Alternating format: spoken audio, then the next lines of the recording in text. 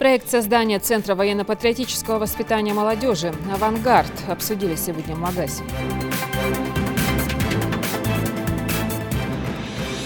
Почти 27 лет газета «Ингушетия» делится с читателями информацией о самых важных событиях, происходящих в республике.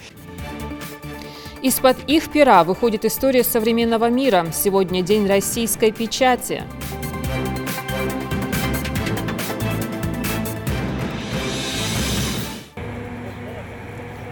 Работа на это. Сунжи ремонтирует дорогу, соединяющую федеральную автотрассу и ЖД вокзал. И нами было предпринято такое решение, что мусор будет вывозиться уже нашими силами, не региональным оператором, который в нарушении своих сроков, обязательств не вывозил мусор. Современные контейнеры вместо тесных баков установили в Карабулаке. Дополнительная мера борьбы с мусором.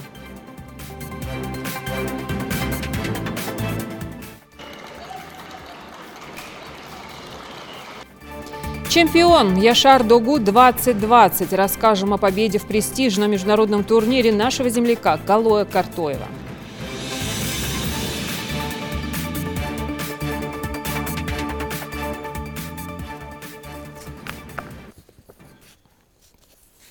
Здравствуйте, это новости 24. Проект создания Центра военно-патриотического воспитания молодежи «Авангард» обсудили сегодня в Магасе на заседании под председательством главы Ингушетии. Он развернется на территории Малгобекского парка Серго-Орджоникидзе, где в данный момент на базе детского оздоровительного лагеря «Нефтяник» работает Центр «Молодой патриот» и штаб ингушского отделения юнармейцев. Все подробности в сюжете. Глава Ингушетии Махмуд Али Калиматов поручил комитету по делам молодежи, ответственному за проект, представить свое видение создания Центра «Авангард». Его цель – воспитать сильное, умное, красивое и здоровое поколение патриотов, любящих свою родину и готовых ее защищать, сказал Махмуд Али Калиматов. Лагерь «Нефтяник» представляет собой 30 железных блок-контейнеров, рассчитанных на 6 человек каждый. Размещать ребят в них предполагается только в летний период, поскольку в помещениях отсутствует система отопления и основные удобства, пояснила Марьям Амриева. В связи с вышесказанным правительством Ингушетии предлагается возвести на территории центра жилой корпус общей вместимостью 200 человек. Парк должен быть, центр должен быть, по срокам проработано, Марьям Султановна, совместно взаимодействие с военными, значит, будьте добры, мне нужны сроки. Кто ответственный и контроль. У нас в городе находится, значит, получается центр. Детям некуда идти. Железные контейнеры. Дети находятся в железных контейнерах. Понимаете? Летом там вообще, видать, там же невозможно будет. Это же не армейские сборы, а это дети. Малгобек понятен, это первый вопрос, да?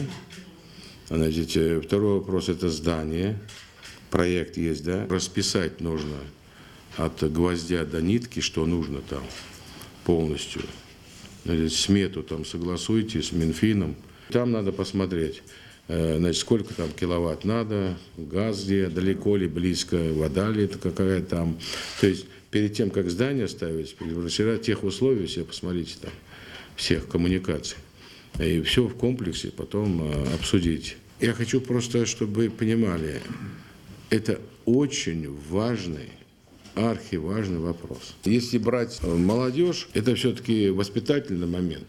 Это военно-патриотический и патриотический момент. Глава региона призвал к более ответственному подходу к военно-политическому информированию привлекаемых в патриотические движения детей. Цитата. «Прекратите детей, тех же юнармейцев, использовать в качестве массовки на мероприятиях. Просто привозите на площадки и ставить в шеренгу в дождь, солнце. А закончилось мероприятие, распустили детей по домам и все», подчеркнул Махмуд Али Калиматов. Значит, мне надо полностью смету составить.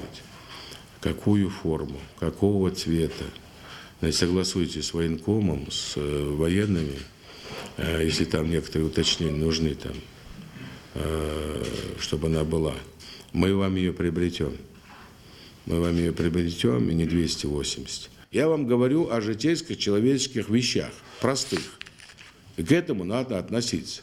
А то, значит, каждый праздник, там, Богатырева сказали, там, 50 человек, 10 человек, 100 человек. Вот она приводит их. Не допустите этого больше. Я видел это сам лично. Это безобразие. И не надо, как статисты, выводить детей Они осмысленно должны идти. Перед тем, как выйти на какое-нибудь торжество, за день, за неделю они должны знать, и информировать их надо. Работайте с ними, готовьте брошюры, беседы проводите, дискуссии проводите. Довести до них заранее, какое мероприятие, к чему оно посвящено, почему оно. Оттуда они идут к вам. И это единственная структура, где мы можем влиять на мировоззрение наших детей. Сегодня души спасаемых и разум. И в будущем и дома пригодятся для них, и заводы, и фабрики, и дороги. А когда мы утеряем поколение, утеряем безразличием своим взрослым, они сегодня формируют отношение к службе и к нам старшим. Кроме того, в число поставленных перед ответственными лицами по итогам совещания задач вошли обеспечение юноармейских отрядов формой и создание оркестра. Хусен Гаев, Юсуп Ханиев, Рахман Цуров. Новости 24. Сегодня День российской печати. В связи с профессиональным праздником к журналистам обратился глава региона. Цитата. «Сегодня в журналистике Ингушетии работают высокопрофессиональные сотрудники. Это яркие, талантливые, компетентные и преданные своему делу люди, которых всегда отличает принципиальность, чуткая гражданская позиция. Выполняя ответственную миссию, информируя жителей республики, вы не только освещаете и анализируете происходящие события, но и даете им возможность вести открытый диалог с властью, поднимать при этом самые острые, жизненно важные для наших граждан проблемы. Хочу искренне поблагодарить вас за верность своему призванию и любовь к родному краю, за профессионализм и стремление к постоянному самосовершенствованию. Желаю вам вдохновения, успешной реализации новых проектов, ярких творческих работ». Конец цитаты. Профессиональный праздник сегодня действительно отмечают журналисты печатных СМИ. День печати празднуют ежегодно с 91-го. Он связан с исторической датой выходом в 1703 году первой российской печатной газеты «Ведомости» по указу Петра I. До прихода телевидения и эпохи интернета газеты и журналы были единственным источником свежей информации. Ну а сейчас ситуация изменилась. Но вот благодаря своим постоянным читателям и верному своему делу журналистам печатное дело живет. Об этом репортаж Зелимхана Калоева. Эту ручку и листок формата А4 Мадина Кадзоева на компьютер не меняет уже долгие годы. Ветеран журналистики уже более 20 лет работает в газете «Сердало». Это не она выбрала эту профессию, а скорее профессия выбрала ее. Самое главное для Мадины делиться со своими читателями светом, что в переводе на ингушский и означает название «Сердало». Писать я всегда стараюсь писать объективно, кратко, емко. Вот я всегда люблю писать, именно встречаясь с людьми. Вот сейчас я пишу о нашем языке, об ингушском языке. Вот я разговаривала с преподавателем ингушского языка. Это вот эта статья, например, в связи с введением ЕГЭ предметы «Родной язык, родная литература» изменилось ли отношение учащихся. Первая республиканская газета «Сердало» выходит в тираж без малого почти 97 лет. Ее основателем по праву считаются Заурбек Мальсагов и Тимбот Беков, которые приложили немало усилий, чтобы сохранить издание. Неудивительно, что она приобрела статус одной из старейших газет на Северном Кавказе. За эти годы «Сердало» выпустила в свет более 12 тысяч номеров. Первый выпуск газеты вышел 1 мая 1923 года. Первоначально материал печатался только на ингушском языке и выходил на основе латинской графики. С первого раза прочитать этот текст нелегко, немножко непривычно, но постараться можно. К примеру, «Сердало», «Свет», «Совети Эдл Сох», тут немножко посложнее, но вот эту фразу мы с оператором прорепетировали хорошо. «Керде хабарыш». На кириллицу перешли только спустя 15 лет в 1938 году. Не за горами столетний юбилей. Тираж издания 2000 экземпляров, прямо как в далеком 1926 году, что на сегодняшний день не так много. Газета выходит на русском и частично на ингушском языках. Сразу после возвращения из депортации первым делом была восстановлена газета «Сердало». Это говорит о том, что внимание действительно уделялось в то время очень большой газете. Поэтому у нас уже 12 тысяч с чем-то экземпляров вышло. Скоро мы уже как бы издалека, но готовимся к столетнему юбилею газеты. Газета в любом случае уже по всей стране уже уделяет больше внимания газете, печатной прессе, потому что увлечение интернетом – это хорошо, но со временем она тоже уже показывает то, что не может заменить интернет-газету, печатное слово как таковое, не только газетный журнал, но и книгу в том числе. Для каждого сотрудника эта редакция стала чем-то большим, чем просто работа. Газета, по сути, ведет летопись истории ингушского народа. У старших коллег учатся и перенимают столь ценный опыт сотрудники Ингушетии. Социальная, культурно-общественно-политическая жизнь региона. Вот уже почти 27 лет газета «Ингушетия» делится с читателями информацией о самых важных событиях, происходящих в республике. Тут главное оперативность и мобильность, поэтому сейчас многие корреспонденты находятся на выезде. В последние годы традиционные печатные СМИ все больше отступают под натиском современных электронных изданий, но и в этом плане Сердало и Ингушетия шагают в ногу со временем. Газеты выходят как в печатном, так и в электронном виде. Мы по-прежнему, вот газета «Ингушетия», например, мы выпускаем и бумажную версию, но мы понимали, что этот способ не позволяет нам донести информацию, которую мы готовим ежедневно, до того читателя, который сегодня пользуется информацией. Поэтому мы учредили интернет-газету «Ингушетия». У нас есть социальные сети. То есть мы освоили все направления, которые сегодня есть. Кому-то удобнее читать нас в телефоне, кому-то удобнее с компьютера. Кто-то до сих пор любит читать тактильно, ощущать бумагу. И, соответственно, мы пытаемся всем угодить. И, судя по росту нашей аудитории, это показывает, что мы на верном пути. И то же делают и наши коллеги из других изданий республиканских, активно осваивают просторы интернета, социальные сети. Но при этом это не мешает нам все-таки отдать дань традиции и выпускать бумажную версию нашей газеты. Тираж газеты 2000 экземпляров. За время существования здесь выпустили около 4000 номеров. И это не считая электронные выпуски. В арсенале редакции больше 20 рубрик. Задача охватить все. И она остается неизменной с момента основания. Если поступает информация, мы сразу ее размещаем на нашем интернет-ресурсе. Она поступает к редакторам, потом уходит к корректорам и в конечном итоге быстро размещается. На все это уходит буквально минуты, и информация сразу поступает на ленту. Кроме 2 республиканских газет в регионе выходит еще 6 муниципальных печатных изданий, плюс 2 журнала «Села-Ат» и «Литературная Ингушетия». Все печатающиеся журналисты страны принимают поздравления прямо на рабочем месте. Достаточно много людей задействовано именно в сфере издания печатных средств массовой информации. Слаженные коллективы имеют давние традиции. Так что мы сегодня отмечаем свой профессиональный праздник. Я, конечно, хочу поздравить всех своих коллег с этим днем, пожелать им успеха, здоровья и благополучия. И, конечно, благодарного читателя. В новом году редакционная политика печатных изданий нацелена на еще более кропотливую работу, которая выльется в новых информационных рубриках и колонках на разворотах газетных полос. Зелимхан Калоев, Ахмед Гандаров, Новости 24. Премьер Дмитрий Медведев поручил сформировать специальный жилищный фонд для погашения задолженности по выдаче квартир для детей-сирот. Приобретение жилищного сертификата предусматривает не получение денег на руки, а поступление их на личные счета продавца жилья в безналичной форме, что позволит купить жилье там, где человек видит свое будущее. Минпросвещение должно законодательно закрепить такую возможность до 30 марта 2020 года. Кроме того, перед ведомством стоит вопрос законодательного сохранения жилых помещений за детьми-сиротами. Главное задача заключается в предоставлении права на собственное жилье каждому ребенку.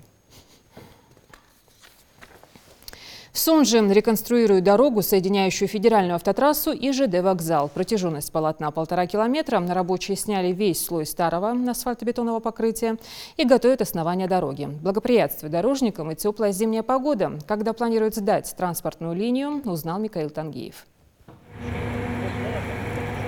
Работа на этом участке автодороги в Сунже кипит с утра и до вечера. 7 единиц современной техники и более десятка квалифицированных рабочих заняты тем, что снимают старый слой асфальтобетонного покрытия. Делается это при помощи специальной машины, которая крошит основание, а затем все это вывозит на склад.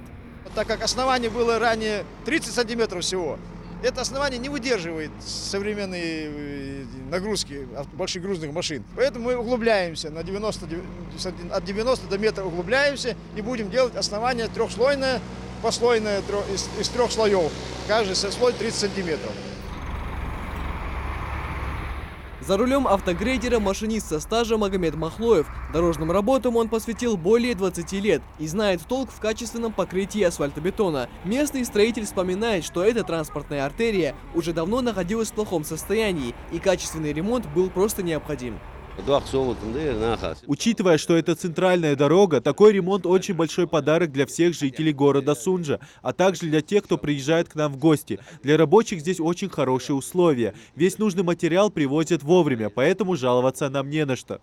Но больше всего новым изменениям рады, конечно же, сами водители, которые ежедневно проезжают по этой дороге и больше не хотят тратить деньги на ремонт своего авто.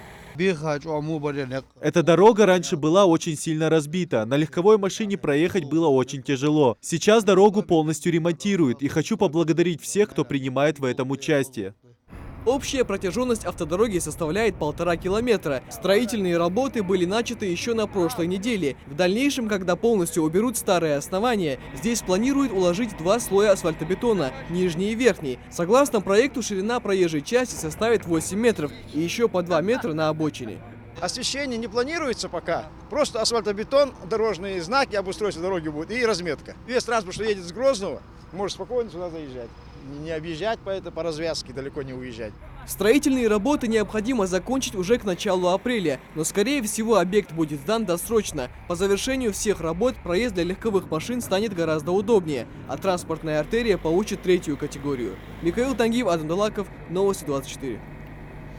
В России могут ввести штрафы в отношении ресурсоснабжающих организаций за завышение стоимости услуг ЖКХ. Правительство России поручило Минстрою подготовить законопроект до марта, но он предусматривает внесение поправок в 157-ю статью Жилищного кодекса России.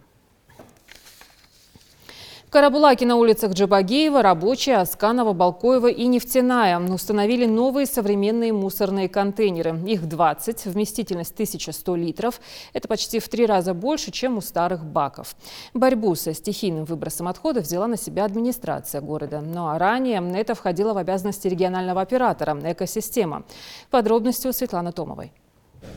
Муниципальные власти Карабулака предпринимают всевозможные усилия, чтобы переломить ситуацию с мусором и улучшить состояние города. Казалось бы, этим вопросом должен заниматься региональный оператор, но очевидно, что-то пошло не так. Поэтому и пришлось местным властям брать инициативу в свои руки и очищать город как от бытовых, так и строительных отходов. Несмотря на то, что были установлены новые баки, опять-таки у нас эти баки переполнялись, и нами было предпринято такое решение, что мусор будет вывозиться уже нашими силами, не региональным оператором, который в нарушении своих сроков, обязательств не вывозил мусор. Сейчас на данный момент мы вывозим своими силами управляющей компании с привлечением специализированной техники, как частного, так и муниципального, там по переговорам. Ситуацию нам в связи с этим удалось переломить. На место старых железных мусорных баков емкостью 450 литров появились вот такие новые пластиковые, рассчитанные на 1100 литров. Это во многом облегчило работу местных коммунальщиков, да и сами жители рады таким положительным изменениям. Ведь теперь даже мучные изделия можно бросать в отдельные, предназначенные для этого баки. Ситуация была очень плачевная, потому что невозможно было подойти вот к этим бакам, что раньше стояли. Очень грязно было, запах был. Летом вообще невозможно было пройти мимо этих баков. Мусоры несколько дней не увозили. Вот в последнее время, последний месяц-два, может быть, отдельно уборщицу хорошо убирать мусора много, вообще Несмотря на то, что все действия в городе записывали камеры видеонаблюдения, все же находились те, кто выбрасывал мусор в неположенном месте. Но сейчас, надеются местные власти, с установкой новых 20 контейнеров на 10 центральных точках города эта проблема останется в прошлом. Мы вывозим день 2 раза, в сутки 2 раза получается своевременно. И они почти что не набираются, только половина бака набирается. А жители относятся очень хорошо, обрадовали жители, что поставили такие баки, что они не стоят переполненные. Мусор стабильно каждое утро мусор дал. Бывало дни через день квартиры мусор чех камой бак шалмы юзи на улице ядер нухш. А сейчас уже каждое утро уже чистота порядок киханс. Государственными инспекторами Минприроды региона проведены рейдовые мероприятия во всех муниципальных образованиях, где были выявлены случаи переполнения мусорных контейнеров и загрязнения прилегающих площадок. По данному факту региональный оператор был привлечен к административной ответственности. В 2019 году в октябре месяце приказом Минприроды экосистема лишена статуса регионального оператора. Также подан иск о расторжении соглашения с ними, и в дальнейшем планируется разбить республику на 3 зоны и отобрать на каждую зону по одному региональному оператору. Но свою деятельность по вывозу и транспортировке отходов экосистема не прекращает, потому что она обязана продолжать свою работу до тех пор, пока не будет определен новый оператор нашей республики. Власти Карабулака призывают местных жителей не выбрасывать строительный мусор в пластиковые контейнеры, а при необходимости его вывоза обратиться в местную администрацию или же МУП. По словам представителей администрации, только совместными силами жителей города можно будет добиться порядка. Светлана Томова, Майрбек Миржоев, Новости 24. Новый учебно-лабораторный корпус естественно-научных дисциплин появится в Магазе на базе Ингушского госуниверситета. Проект одобрила глав Госэкспертиза России. Здание переменной этажности будет разделено на блоки, где разместятся различные кафедры. Также оборудуют лаборатории, спортивный тренажерный зал с душевыми, актовый зал и другие необходимые помещения. Кроме того, в рамках проекта будет построено двухэтажное клубное здание со зрительным залом на 485 мест, где разместятся студии декоративно-прикладного искусства, дизайна, изобразительного искусства, хореографии, кино, фотостудия. За минувший год в регионе в рамках 7 госпрограмм и 4 нацпроектов строились 48 объектов. 12 из них уже сданы. Возведение остальных продолжается. Так, в Малгобеке скоро появится психоневрологический дом-интернат. На сегодняшний день в республике нет стационара для больных, страдающих психическими расстройствами. На каком этапе строительства этого лечебного учреждения, расскажет Дана Плиева. Все основные строительные работы на объекте уже завершены. Сейчас рабочие заняты косметическим ремонтом внутри здания, штукатурят и белят стены, приводят в порядок палаты для будущих пациентов, собирают и расставляют мебель. Шкаф, стол, стулья, Сейчас мы там мелочи, недоделки красим, где надо подмазать, там, доканчиваем, добиваем работу. Психоневрологический диспансер на 100 человек в Малгобеке начали возводить еще 2 года назад. Заказчик – региональный Минстрой. Условиям медучреждений подрядчик постарался уделить самое пристальное внимание. Ведь люди с психическими отклонениями – самая незащищенная часть граждан. Вы видите, очень светлые палаты здесь. Палаты у нас трехместные и одноместные.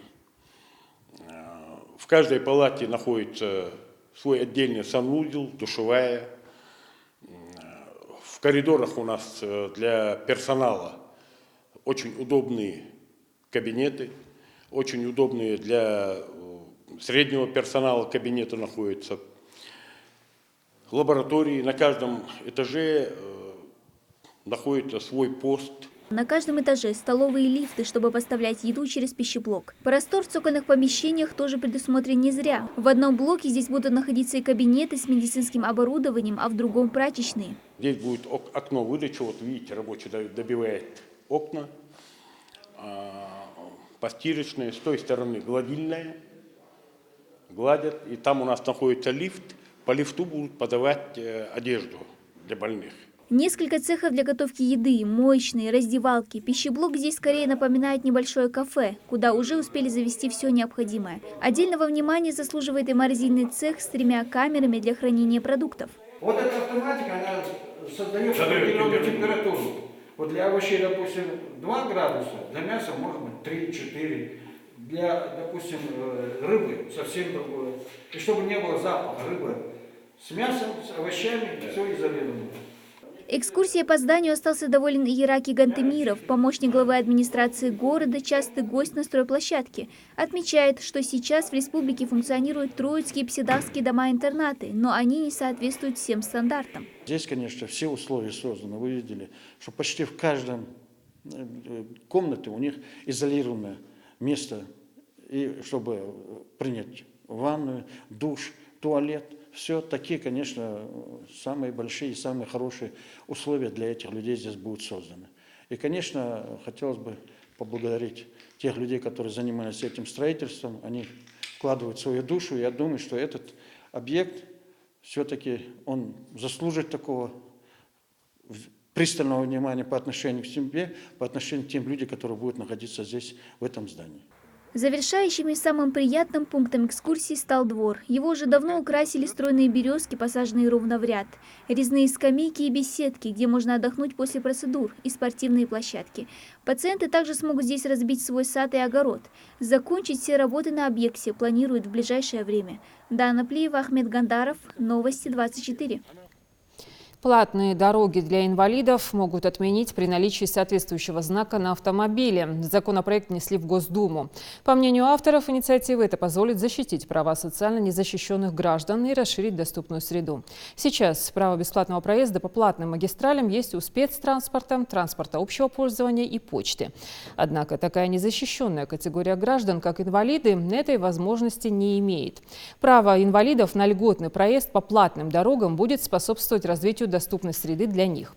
Также отмечается, что инициатива направлена на повышение уровня социальной защиты инвалидов, что является обязанностью государства, в том числе в рамках исполнения Конвенции ООН о правах инвалидов. Наш земляк Калой Картоев, более известный как Селим Яшар, выступающий за сборную Турции, стал чемпионом 48-го международного турнира по вольной борьбе среди мужчин. Соревнования носят название Яшар-Догу. В этом году борьба проходила среди сотни спортсменов. О том, как далась эта победа, расскажет Идрис Ажиев. Яшар-Догу – турнир, который ежегодно собирает под свои знамена лучших борцов со всего мира. Взять этот престижный кубок – задача невероятно сложная. Калой Картоев, традиционно один из фаворитов соревнований, подошел к этому турниру максимально подготовленным, как физически, так и морально. В весовой категории 86 килограммов он без особого труда одолел оппонентов и вышел в полуфинал, где ему предстояло бороться с опытнейшим борцом из Казахстана. Благодаря отличному тактическому плану Калой завладел инициативой. Шаг за шагом, набирая баллы, он все-таки дожал противника, взяв победу со счетом 7-1. После такого разгромного полуфинала ингушскому борцу предстоял важнейший поединок. Победа в финале принесет желаемое чемпионство, ведь на прошлом турнире Яшар-Догу Калой уступил в финале, взяв в итоге серебро. Пару месяцев я готовился в Владикавказе. В подготовке мне помогали мой друг Хаджимурат Гацалов, олимпийский чемпион, и его тренер Владислав Цебоев. За 2 недели до этого турнира я приехал в Стамбул на сборы, и последний сбор провел перед стартом здесь. Я был на этом турнире несколько раз серебряным призером, а на этот раз по воле Всевышнего мне удалось выиграть этот турнир. Поединок начался осторожно, ни один из борцов не шел в атаку. Очень много поставлено на кон. Половина поединка проходила стоя. Борцы выжидали благоприятного момента для решительной атаки. Однако Картоев не только следил за оппонентом, но и попутно брал баллы, что в итоге и сыграло ему на руку. Еще один титул завоеван ингушским богатырем. Несмотря на то, что Калой Картоев выступает за сборную Турции и известен там как Селим Яшар, за него болеют не только жители Турции, но и вся Россия. После триумфа нашего земляка поздравил президент Турции Раджеп Таип Эрдоган. Борец, в свою очередь, также поблагодарил всех тех, кто его поддерживал. Турнир Яшар-Догу назван в честь прославленного турецкого борца. Соревнования проходят с 1972 года. В этот раз ковры Стамбула приняли более 100 спортсменов. Впереди новые поединки и, конечно, новые победы. Несмотря на то, что 2020 только начался, год уже богат на спортивные достижения. Будем и дальше следить и поддерживать наших земляков. Идрис Ижиев, Новости 24. Следите за новостями на канале Ингушетия и до встречи в эфире.